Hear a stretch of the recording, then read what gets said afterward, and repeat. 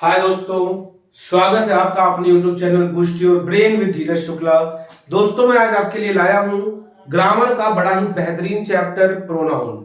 जैसा कि मैंने आपसे पहले ही बता रखा था कि मैं धीरे धीरे करके आपको noun, pronoun, adjective, verb, adverb, preposition, conjunction, interjection, इसकी सारी क्लासेस मैं आपके अपने इस YouTube चैनल पर आपको आपके बीच में लेकर के आऊंगा। तो जैसा कि आपने पहले वीडियोस में noun, noun number, noun gender, noun case को पढ़ रखा है। मेरे उम्मीद से जहां तक मुझे लग रहा है कि आप लोगों ने नोट्स भी बना रखे होंगे और उस नोट्स को अच्छे से पढ़ा भी होगा और हर एक टॉपिक को बेहतरीन तरीके से विद एग्जाम्पल समझ भी लिया होगा। फिर भी अगर आपकी कोई प्रॉब्लम्स है तो आप अपनी प्रॉब्लम हमसे शेयर कर सकते हो। हम उस पर भी एक जबरदस्त वीडियो बना के आपके बीच उसका सोल्यूशन कराने की पूरी कोशिश करेंगे। फिलहाल दोस्तों, हम आते हैं अपने पार्ट्स ऑफ स्पीच के अगले चैप्टर यानी कि प्रोनाउन की तरफ। दोस्तों, आज की ये क्लासेस आपके लिए बड़ी महत्वपूर्ण होने वाली है, क्योंकि आज की इस क्लास में हम अपने पार्ट्स ऑफ स्पीच के एक टॉपिक यानी प्रोनाउन को पूरी तरह से क्लियर करने वाले हैं। यानी कि what is pronoun, how many kinds of pronoun and the examples of pronoun and why do we use pronoun in our English sentences. यानी कि प्रोनाउन क्या होता है, प्रोनाउन के कितने प्रकार हैं, प्रोनाउन की एग्जांपल और साथ ही साथ हम प्रोनाउन का यूज क्यों करते हैं। इन सारे टॉपिक्स को आप मेरे साथ इस वीडियो में क्लियर करने वाले हो फ्रेंड्स। तो सबसे पहले हम आते हैं डिफिनीशन ऑफ प्रोनाउन, यानी कि व्हाट इज प्रोनाउन, प्रोनाउन क्या होता है। तो फ्रेंड्स, मैं बता दूं, a pronoun is a word which is used to the place of a noun. यानी कि प्रोनाउन फ्रेंड्स एक ऐसा वर्ड होता है जिसका यूज हम कहां करते हैं, प्लेस ऑफ ए नाउन, यानी कि नाउन के स्थान पे करते हैं। यानी प्रोनाउन एक ऐसा वर्ड होता है फ्रेंड जिसका हम यूज कहां करते हैं, नाउन के बदले में करते हैं। अब बहुत से बच्चे के दिमाग में आता होगा कि सर, जब हमारे पास नाउन है तो क्या नाउन के बदले में कुछ लगाने की जरूरत है, हम नाउन के बदले में क्यों लगाएं। जब हमारे पास नाउन है, हमारे पास किसी आदमी का, किसी प्लेस का नाम हमें पता है, तो हम वहां पे प्रोनाउन क्यों लगाएं। तो फ्रेंड्स, होता क्या है ना कि इंग्लिश ग्रामर में अगर कोई वर्ड्स बार बार रिपीट कर रहा होता है, बार बार उसका रिपीटिशन होता है, तो थोड़ी सी हमारी इंग्लिश जो होती है वो उतनी प्यारी नहीं दिखती, उतनी अच्छी नहीं दिखती। ग्रामेटिकल सेंस में वो थोड़ा सा गलत सा हो जाता है। यानी कि इंग्लिश में किसी एक वर्ड्स के रिपीटिशन को रोकने के लिए, उनके बार बार रिपीटिशन को रोकने के लिए क्या बनाया गया है, प्रोनाउन बनाया गया है। यानी pronoun is a word, pronoun एक ऐसा वर्ड है which is used to the place of a noun, जिसका यूज हम कहां करते हैं फ्रेंड्स, नाउन के प्लेस पर करते हैं। समझ गए आप।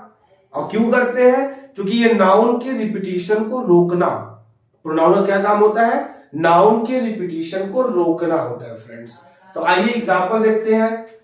जैसे कि Ram is a boy, Ram is a boy, इस सेंटेंस में राम क्या है, नाउन है, बॉय क्या है, नाउन है।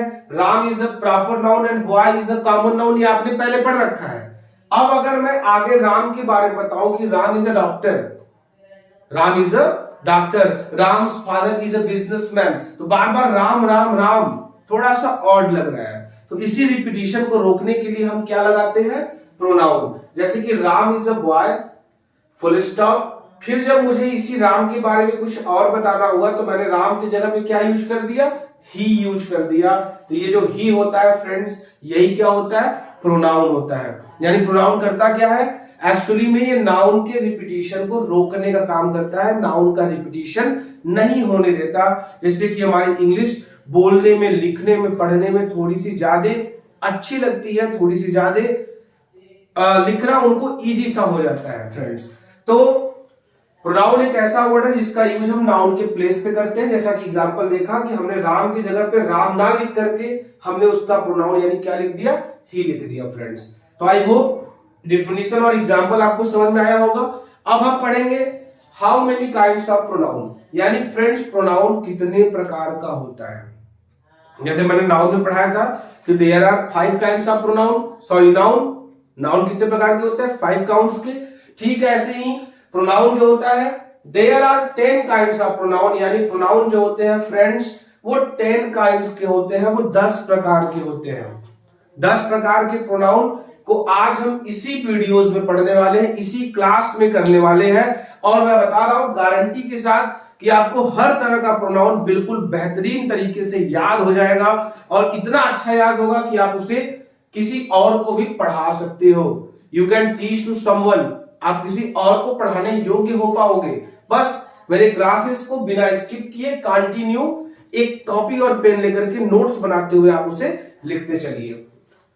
तो जैसा कि there are 10 kinds of pronoun, यानी प्रोनाउन 10 प्रकार का होता है। पहला टाइप्स है पर्सनल प्रोनाउन। क्या होता है फ्रेंड्स? पर्सनल प्रोनाउन, यानी पर्सनल प्रोनाउन क्या होता है। Second, reflexive pronoun. अब ये रिफ्लेक्सिव प्रोनाउन क्या होता है। Third, emphatic pronoun. Fourth, possessive pronoun. Fifth, distributive pronoun. Sixth, indefinite pronoun. Seventh, interrogative pronoun. Eight, demonstrative pronoun. 9, relative pronoun and 10, reciprocal pronoun. यानी हमें इस क्लास में धीरे धीरे करके इन 10 तरह के प्रोनाउन को बिल्कुल आसानी से समझना है। तो friends, definition of pronoun, example of pronoun, kinds of pronoun आपको समझ में आया होगा। अब आइए हम आपको हर एक प्रोनाउन के बारे में, हर एक प्रोनाउन के बारे में आसान तरीके से आपको समझाने की कोशिश करते हैं फ्रेंड्स। तो हम आते हैं अपने पर्सनल प्रोनाउन की तरफ। कहां आते हैं फ्रेंड्स? तो फ्रेंड्स, हम आते हैं अपने पहले प्रोनाउन यानी पर्सनल प्रोनाउन की तरफ। अब फ्रेंड्स, ये पर्सनल प्रोनाउन क्या होता है मैं बता दूं आपको कि personal pronoun is related to person, यानी ये वो प्रोनाउन होता है जो किसी भी पर्सन से, किसी भी व्यक्ति से रिलेटेड रहता है, यानी उनसे संबंधित रहता है। जैसे मैं फ्रेंड्स आपको बता दूं कि रिलेटेड टू पर्सन यानी कि पर्सन से संबंधित। तो पर्सनल प्रोनाउन जो होता है ना, इसमें फ्रेंड्स होता है I, we, you, he, she, it और दे। ये सारे एग्जाम्पल्स हैं पर्सनल प्रोनाउन के। कौन कौन से friends? I, we, you, he, she, it और दे। ये सारे किसकी एग्जाम्पल है? पर्सनल प्रोनाउन की एग्जाम्पल है। क्यों है? चूंकि ये रिलेटेड टू पर्सन है। तो इसमें मैं आपको बता दूं फ्रेंड्स कि जो आई और वी होता है ये फर्स्ट पर्सन का प्रोनाउन होता है। किस पर्सन का? फर्स्ट पर्सन का। और जो यू होता है फ्रेंड्स वो होता है सेकेंड पर्सन का। और जो आपके बच्चे ही, सी, इट और दे, ये आपके होते हैं थर्ड पर्सन के प्रोनाउन। यानी फ्रेंड्स, आई वी जो होता है वो फर्स्ट पर्सन का है, यू जो होता है वो सेकेंड पर्सन का है, और ही, सी, इट और दे क्या है भाई? थर्ड पर्सन के हैं। अब आप बोलोगे सर ये पर्सन क्या होता है, क्या आप मुझे पर्सन के बारे में समझाएंगे? तो मैं आपको बता दूं फ्रेंड्स कि जो आदमी बोलने वाला हो, करने वाला होता है ना, जो सब्जेक्ट होता है ना, वो होता है फर्स्ट पर्सन। ठीक है ना? जो सब्जेक्ट की जैसे बिहेव करे वो क्या होता है? First person. और जो ऑब्जेक्ट की जैसा बिहेव करे, यानी जो करे ना बल्कि क्या करे, करे ना बल्कि वो क्या करे, ऑडियंस बन करके, दर्शक बन करके उस चीज को देखे, वो क्या होता है हमारा? सेकेंड पर्सन का प्रोनाउन। जैसे मैं पढ़ा रहा हूं तो मैं फर्स्ट पर्सन का हुआ, आप सब जो है वीडियोस को देख रहे हो, पढ़ रहे हो, तो आप किस पर्सन के हो गए? सेकेंड पर्सन के हो गए। और ही, सी, इट और दे क्या होते हैं? जिनके बारे में हम बात करते हैं। यानी थर्ड पर्सन का प्रोनाउन क्या होता है? वो होता है जिसके बारे में हम बात करते हैं। जैसे फ्रेंड्स, मैं पढ़ा रहा हूं तो मैं फर्स्ट पर्सन का, आप पढ़ रहे हो आप सेकेंड पर्सन के, और मैं पढ़ा किसके बारे में रहा हूं? प्रोनाउन के बारे में पढ़ा रहा हूं। तो प्रोनाउन क्या है? थर्ड पर्सन का प्रोनाउन है। समझ गए आप? ये एक एग्जाम्पल मैंने दिया समझाने के लिए आपको कि first person I we, second person you, और ही, सी, इट और दे क्या होते हैं? Third person. फर्स्ट पर्सन क्या करता है? कोई भी एक्ट करता है। सेकेंड पर्सन क्या करता है? उस एक्ट को फेस करता है। और थर्ड पर्सन वो होता है जिसके बारे में हम बात करते हैं। तो आई होप आपको समझ में आ गया होगा कि personal pronoun is related to person, और उनमें ये 7 होते हैं। ये दोनों फर्स्ट, ये सेकेंड और ये चारों थर्ड पर्सन के होते हैं फ्रेंड्स। समझ में आया आप सबको? ओके, आइए इसके एग्जांपल ले लेते हैं एक। Just like I am a boy. अब आपसे पूछ लेगा कि इसमें प्रोनाउन क्या है, तो मैं कह दूंगा आई है। कोई पूछ सकता है कि आई किस पर्सन का प्रोनाउन है, तो अभी तो आपने एक ही देखा है पर्सनल प्रोनाउन, तो बिल्कुल वही होगा। लेकिन फिलहाल आप जानते रहिए कि आई जो है, याद कर लीजिए कि आई किस पर्सन का होता है, फर्स्ट पर्सन का होता है और साथ ही साथ पर्सनल प्रोनाउन भी होता है। तो फ्रेंड्स अब हम बढ़ते हैं दूसरे की तरफ, आते हैं हम दूसरे की तरफ। तो फ्रेंड्स हम आते हैं अपने दूसरे प्रोनाउन की तरफ। पर्सनल मैंने आपको समझा दिया, अब हम आते हैं रिफ्लेक्सिव प्रोनाउन की तरफ। तो फ्रेंड्स रिफ्लेक्सिव प्रोनाउन क्या होता है, आप बड़े ध्यान से समझिएगा। जब पर्सनल प्रोनाउन में, जब हम पर्सनल प्रोनाउन में क्या जोड़ देते हैं, SELF सेल्फ, और SELVES क्या जोड़ देते हैं फ्रेंड्स, SELVES, तो हमारा प्रोनाउन क्या बन जाता है, बन जाता है रिफ्लेक्सिव प्रोनाउन। यानी कि जब हम पर्सनल प्रोनाउन में क्या फ्रेंड जोड़ दें, सेल्फ, SELF या SELVES, तो ये क्या बन जाता है, रिफ्लेक्सिव प्रोनाउन बन जाता है। जैसे आई का क्या हो जाएगा फ्रेंड्स, अगर मैं बात करूं आई, तो आई के लिए हो जाएगा माई सेल्फ। अगर मैं बात करूं वी, तो वी के लिए क्या हो जाएगा, आवर सेल्फ। अगर मैं बात करूं यू, तो यू के लिए फ्रेंड्स हो जाता है योर सेल्फ या योर सेल्फ, आप दोनों कह सकते हैं। अगर मैं बात करूं ही, तो ही के साथ हो जाएगा हिमसेल्फ। अगर तो friends he himself, she herself. और अगर मैं बात करूं इट की, तो इट हो जाएगा आपका इट सेल्फ। और अगर मैं बात करूं दे की, तो हो जाएगा देम सेल्फ। यानी फ्रेंड्स बहुत ही आसान है, कोई ज्यादा परेशान होने की, ज्यादा पैनिक होने की बात नहीं है। अगर आपको पर्सनल प्रोनाउन आता होगा तो रिफ्लेक्सिव भी आपको बिल्कुल आसानी से आ जाएगा। करना कुछ नहीं है, जब हम पर्सनल प्रोनाउन में क्या जोड़ देंगे, सेल्फ, क्या जोड़ देंगे फ्रेंड्स, सेल्फ जोड़ देंगे या जोड़ देंगे सेल्फ, तो क्या बन जाएगा, वो बन जाएगा reflexive pronoun. Just like I के लिए माई सेल्फ, वी के लिए आवर सेल्फ, यू के लिए योर सेल्फ या योर सेल्फ, ही के लिए हिम सेल्फ, सी के लिए हर सेल्फ, इट के लिए इट सेल्फ, दे के लिए देम सेल्फ। तो ये सेल्फ और सेल्फ लगा देने से क्या बन जा रहा है फ्रेंड्स, बन जा रहा है रिफ्लेक्सिव प्रोनाउन। तो आई होप आपको समझ में आ रहा होगा। चलते हैं अपने तीसरे प्रोनाउन की तरफ। तो फ्रेंड्स जैसे हमने कि देखा रिफ्लेक्सिव प्रोनाउन काफी आसान था, पर्सनल प्रोनाउन में सेल्फ या सेल्फ्स लगा देने से क्या बन गया, रिफ्लेक्सिव प्रोनाउन बन गया।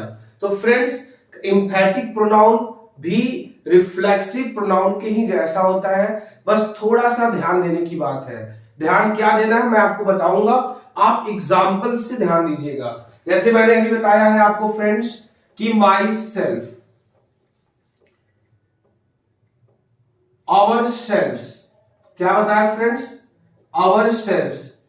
यू के साथ आपका हो जाता था योर सेल्फ या योर सेल्फ, जो भी आप कह लीजिए।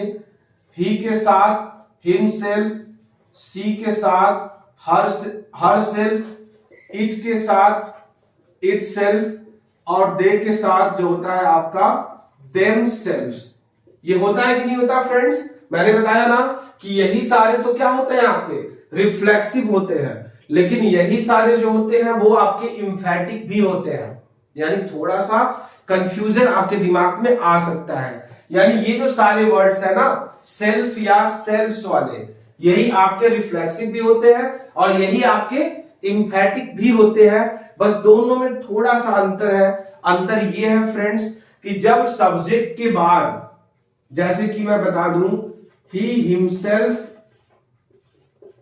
डू दिस वर्क, ध्यान से देखिएगा यहां सब्जेक्ट क्या है हमारा, ही है। अब अगर ही के तुरंत बाद ये हिमसेल्फ आ जाएगा तो ये क्या हो जाएगा फ्रेंड्स, ये हो जाएगा आपका एम्फैटिक प्रोनाउन। क्या हो जाएगा, एम्फैटिक प्रोनाउन हो जाएगा। क्यों होगा पता है, क्योंकि ये सब्जेक्ट को एम्फेसाइज करेगा, सब्जेक्ट को प्रेशराइज करेगा, सब्जेक्ट पे अत्यधिक दबाव डालेगा।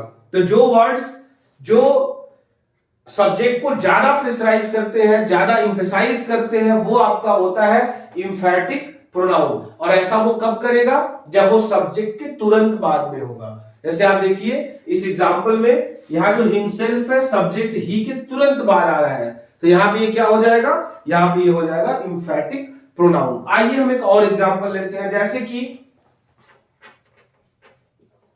Ram does his work himself. Ram जो है सब्जेक्ट है हमारा, डज हिज वर्क हिमसेल्फ। ये हिमसेल्फ यहां आ गया ना, लास्ट में आ गया ना, सब्जेक्ट के काफी बाद में आया ना, तो जब सब्जेक्ट के काफी बाद में आएगा तो ये हो जाएगा फ्रेंड्स आपका रिफ्लेक्सिव प्रोनाउन। लेकिन अगर ये सब्जेक्ट के तुरंत बाद आ जाएगा तो ये क्या हो जाएगा माय डियर फ्रेंड्स? इंफैटिक प्रोनाउन। समझ में आ रहा है आपको? क्या हो गया? क्लियर है? यानी कि जो ये सेल्फ या सेल्फ्स वाले ये प्रोनाउन है, अगर ये सब्जेक्ट के तुरंत बाद आ गए तो ये हो जाएगा इंफैटिक प्रोनाउन, और अगर सब्जेक्ट के बाद में आते हैं, तुरंत बाद नहीं आते, थोड़ी देर बाद आते हैं, तो वो क्या हो जाएगा आपका?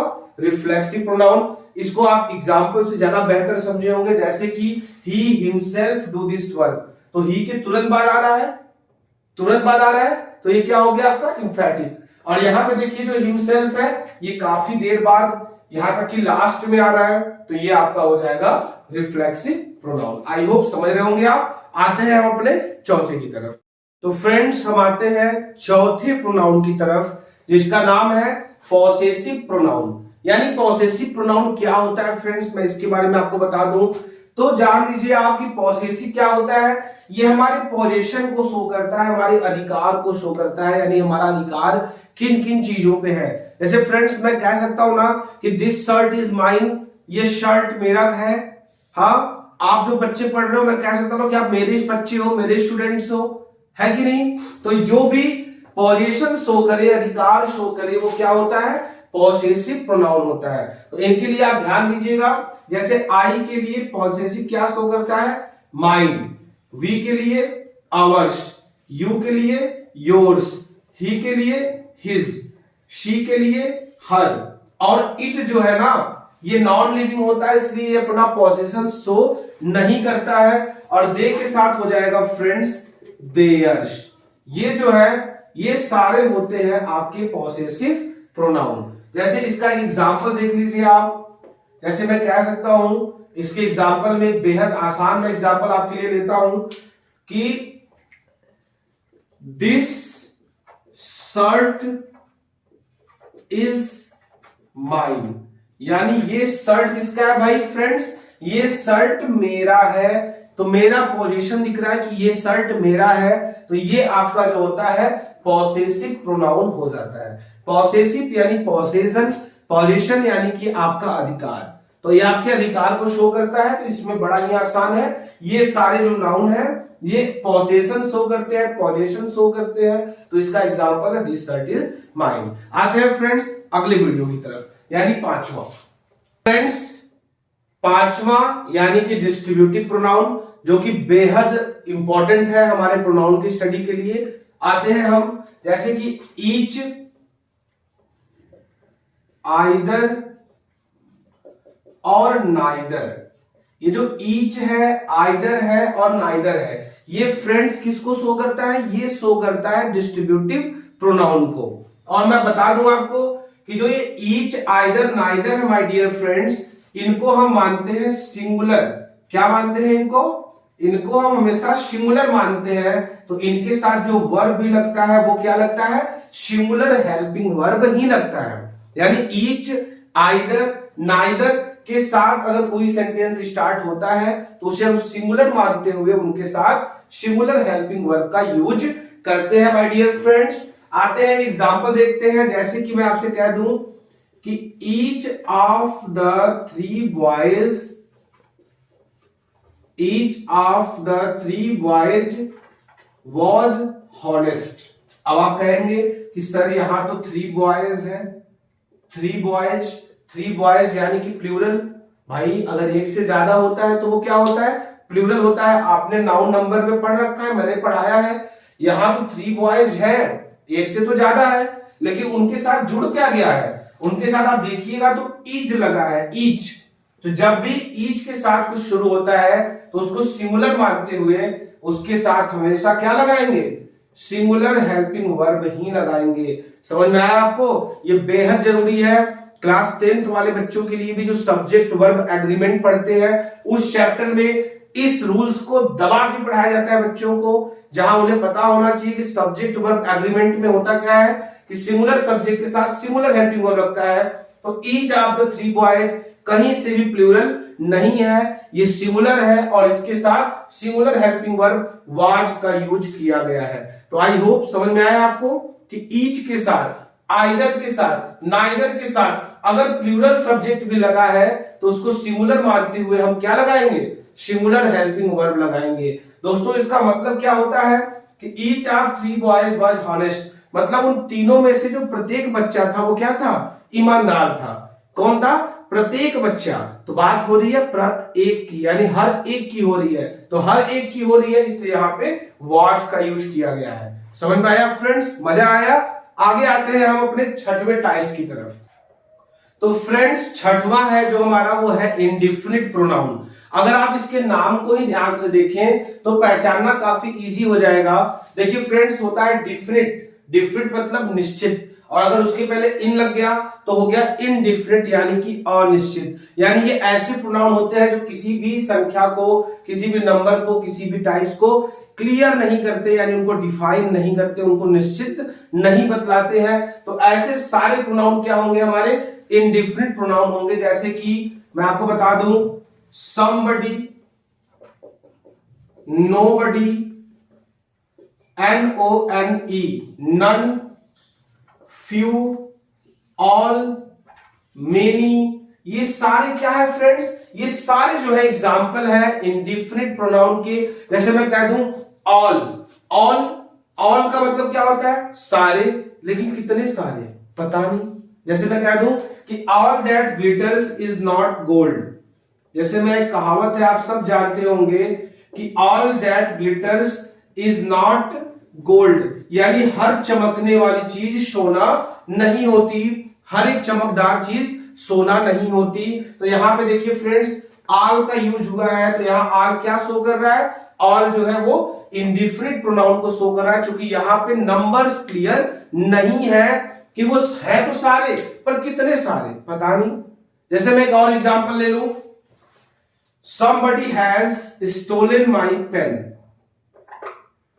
somebody has stolen my pen, यानी कि somebody यानी किसी ने क्या किया है भाई, my pen, मेरे पेन को स्टोल यानी कि चुरा लिया है। अब किसने चुरा लिया, वी डोंट नो, कौन चुराया, कोई भी ना, मैं किसी को श्योर नहीं कह सकता किसने चुराया। तो जहां पे श्योरिटी ना हो, कोई चीज क्लियर ना हो, ऐसे प्रोनाउन को हम क्या कहते हैं फ्रेंड्स, इंडिफिनिट प्रोनाउन कहते हैं। मजा आया, समझ में आ गया कि नहीं आया? बिल्कुल आया होगा, और नहीं आया तो मुझे आप कमेंट सेक्शन में जाके हमारे channel boost your brain with Dheeraj Shukla पे जाके कमेंट करिए, लाइक करिए, शेयर करिए और अपने प्रॉब्लम्स को बताइए। मैं हर एक प्रॉब्लम्स के लिए वीडियोस बनाता रहूंगा माय डियर फ्रेंड्स। आते हैं अपने अगले टाइप्स की तरफ। हम आते हैं सातवें प्रोनाउन यानी इंट्रोगेटिव प्रोनाउन की तरफ। तो इंट्रोगेटिव प्रोनाउन को लगभग आप सब लोग को पहले से ही पता होगा, काफी ज्यादा यहाँ पे मुझे समझाने की जरूरत नहीं है। वो सारे जो WH वर्ड होते हैं, यानी जिनके पहले W और H आ जाता है, वो सारे वर्ड्स जो होते हैं वो क्या होते हैं आपके, वो होते हैं आपके इंट्रोगेटिव प्रोनाउन। जस्ट लाइक देखिए आप WH, WH, WH, WH, WH, WH और WH, तो ऐसे वर्ड्स को हम क्या कहते हैं फ्रेंड्स, WH वर्ड कहते हैं। तो जब ये वर्ड्स आ जाते हैं, और ध्यान दीजिएगा कि ये वर्ड्स के तुरंत बाद अगर हेल्पिंग वर्ब आ जाए तो आपको ज्यादा अच्छा हो जाता है आपके लिए कि वो क्या है, कंफर्म इंट्रोगेटिव प्रोनाउन है। जैसे कि मैं आपसे कह दूं example, what is your name. देखिए my dear friends, what WH word और इसके बाद हेल्पिंग वर्ब आ गया और लास्ट में क्वेश्चन मार्क आ गया, तो हम सीधा कह सकते हैं कि हमारा क्या है, इंट्रोगेटिव प्रोनाउन है। जो व्हाट है हमारा, ये क्या है, इंट्रोगेटिव प्रोनाउन है। तो समझ में आ गया फ्रेंड्स, ज्यादा मैं यहाँ टाइम नहीं लूंगा, आपको समझ में आ गया होगा। WH वर्ड वाले वर्ड्स सारे इंट्रोगेटिव वर्ड्स हो जाते हैं, इंट्रोगेटिव प्रोनाउन हो जाते हैं जब इनके लास्ट में क्वेश्चन मार्क होता है या इनके अब तुरंत बाद क्या आ जाए, हेल्पिंग वर्ब आ जाए, तभी आप समझ सकते हो कि ये इंट्रोगेटिव प्रोनाउन ही है। इनके अलावा ये कुछ और नहीं हो सकता माय डियर फ्रेंड्स। तो हम आते हैं अपने अगले वीडियो की अगले पार्ट्स की तरफ, 8वें की तरफ। तो माय डियर फ्रेंड्स हम आते हैं 8वें प्रोनाउन की तरफ। That name was demonstrative pronoun. Demonstrative pronoun मतलब संकेतवाचक, जो हमको संकेत करे, इशारा करे। आपने पढ़ा होगा बचपन में, बहुत से टीचर ने आपको पढ़ाया होगा कि बेटा दीस का यूज कब करना है, जब कोई चीज पास में हो, और डैट का यूज कब करना है, जब कोई चीज दूर में हो, यानी इसके लिए हमारी उंगली उठ जाए। तो दीस पास के लिए, डैट दूर के लिए, और अगर कोई चीज हमारे पास में है और वो एक से ज्यादा है तो दीज, और कोई चीज अगर हमसे दूर है और एक से ज्यादा है तो वो दोज। तो माय डियर फ्रेंड्स वही काम है, यानी जो आपको दीस, दैट, दीज, दोज बचपन में पढ़ाया गया था आपकी क्लास फर्स्ट ओस्ट की क्लास में, ये सारे जो होते हैं आपके दीस, दैट, दीज, दोज, यही क्या शो करते हैं, यही शो करते हैं डिमॉन्स्ट्रेटिव प्रोनाउन को। जैसे कि this is a boy, those are dogs, ये जो है एग्जाम्पल है किसके हैं, डिमॉन्स्ट्रेटिव प्रोनाउन के हैं माय डियर फ्रेंड। तो बिल्कुल आसान लगा होगा, बेहद आसान है। दिस, दैट, दीज, दोज, ये डिमॉन्स्ट्रेटिव यानी संकेतवाचक होते हैं। तो जब भी ये आए आप सीधा बोल दोगे ये क्या है भाई, डिमॉन्स्ट्रेटिव प्रोनाउन है। तो फ्रेंड्स आते हैं 9वें की तरफ। तो फ्रेंड्स हम आते हैं अपने 9वें काइंड्स की तरफ, जो है रिलेटिव प्रोनाउन। तो आप नाम से ही समझ रहे होंगे, रिलेटिव्स यानी जो हमारे रिश्तेदार होते हैं, हमारे सगे संबंधी होते हैं, जिनसे हमारा रिलेशन होता है। ठीक वैसे ही ये जो रिलेटिव प्रोनाउन होते हैं ना, ये 2 या 2 से ज्यादा वर्ड्स या 2 या 2 से ज्यादा सेंटेंसेस को आपस में जोड़ने का काम करते हैं। और इनको जोड़ने के लिए हम who, which, that, as, but इनका यूज कर सकते हैं। अब कुछ बच्चों के दिमाग में कंफ्यूजन आ रहा होगा कि सर ये जो हु और व्हाट है, विच है, ये तो आपने इंट्रोगेटिव में भी पढ़ा रखा है फ्रेंड्स। अब ऐसा पूछ सकते हैं ना कि सर ये जो हु है और विच है, ये तो आपने बताया था कि WH वर्ड इंट्रोगेटिव में होता है। अब आप बता रहे हो कि सर हु और विच जो होता है वो रिलेटिव भी होता है। तो घबराने की बात नहीं है फ्रेंड्स, मैंने वहां कुछ और भी चीजें बताई होंगी, आप वीडियो को बैक जाके देखना। मैंने वहां बताया होगा कि वहां पे क्वेश्चन मार्क का भी होना जरूरी है, या तो WH वर्ड के तुरंत बाद क्या आना चाहिए, हेल्पिंग वर्ब आना चाहिए। अगर ये नहीं आ रहा है, अगर WH वर्ड के बाद हेल्पिंग वर्ब नहीं आ रहा है, इसका मतलब वो इंट्रोगेटिव नहीं होगा। फिर वो क्या होगा माय डियर फ्रेंड्स, वो होगा रिलेटिव प्रोनाउन। समझ में आया आप सबको। तो ये जो WH वर्ड है, हु और विच, ये आपके रिलेटिव प्रोनाउन के जैसे भी काम करता है। कब काम करता है, जब वो 2 सेंटेंस को जोड़ने का काम करे। आइए एग्जांपल से समझते हैं। Just like the lady who is in pink sari is my mother। जैसे मैं कह दूं कि देखिए मैं बात कर रहा हूं एक लेडी की, एक औरत की बात कर रहा हूं, हु जो कि पिंक साड़ी में है, वो मेरी क्या है भाई, मदर है। तो आप देखिए मैं उस लेडी को, किस लेडी को, जो पिंक साड़ी वाली मेरी माँ है, इनको जोड़ने का काम क्या कर रहा है, हु काम कर रहा है। और आप देखिए हु के बाद हेल्पिंग वर्ब भी है। तो आप बोलोगे सर हेल्पिंग वर्ब तो है, तो लास्ट में my dear friends question mark नहीं है, नहीं है ना। इसका मतलब जो हु है यहाँ पे वो क्या काम कर रहा है, रिलेटिव प्रोनाउन का काम कर रहा है। समझ में आ रहा है ना आपको। कंफ्यूजन नहीं होना है, बिल्कुल भी आपको कंफ्यूज नहीं होना है। कोई भी टॉपिक्स में बिल्कुल भी कंफ्यूजन आपको नहीं लेना है। और अगर कहीं ना कहीं कंफ्यूजन होता है तो मैं उसे खुद बताने की कोशिश करता हूं। और अगर मान लीजिए कोई टॉपिक मिस रह गया, मैं नहीं बताया, तो आप अपने क्वेश्चन कमेंट सेक्शन में हमसे पूछ सकते हो। तो माय डियर फ्रेंड्स हम आते हैं अपने आखिरी काइंड्स की तरफ। तो आइए फ्रेंड्स हम आते हैं अपने आखिरी टाइप्स रेसिप्रोकल प्रोनाउन की तरफ। तो मैं बता दूं आपको फ्रेंड्स, रेसिप्रोकल प्रोनाउन बेहद आसान है। इसमें सिर्फ आपको 2 ही वर्ड्स पे ध्यान देना है। एक आपका है वर्ड्स ईच अदर और दूसरा वर्ड्स है आपका वन एनदर। क्या है my dear friends, each other और वन एनदर। तो जब मेरे दोस्तों बात 2 की भी हो, बात दो लोगों की हो, जैसे मेरी और आपकी हो, या किसी भी दो फ्रेंड्स की हो, या किन्हीं भी दो लोगों की बात हो, तो ऐसे जगह पे हम क्या यूज करते हैं, ईच अदर का यूज करते हैं। कब माय डियर फ्रेंड्स, जब बात दो की हो, जब बात किसकी हो, दो की हो। और वन अनदर का यूज हम तब करते हैं जब बात किसकी हो my dear friends, more than two, दो से ज्यादा की हो, 3 4 5 10 100 150 कितने की भी बात क्यों ना हो। जब बात दो के बीच की होती है तो हम ईच अदर का यूज करते हैं। जब बात मोर देन टू, दो से ज्यादा की होती है, तो वहां क्या करते हैं, हम लगा देते हैं वन एंड अदर। आइए एग्जांपल्स देखते हैं। जैसे मैं कह दूं, पहला एग्जांपल ले लीजिए कि राम एंड सोहन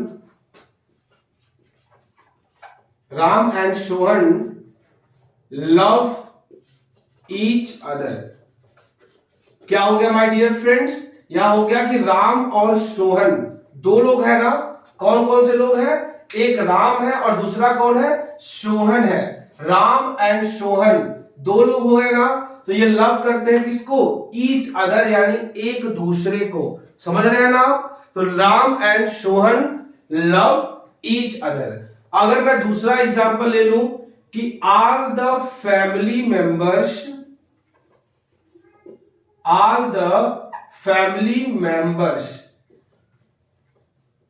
quarreled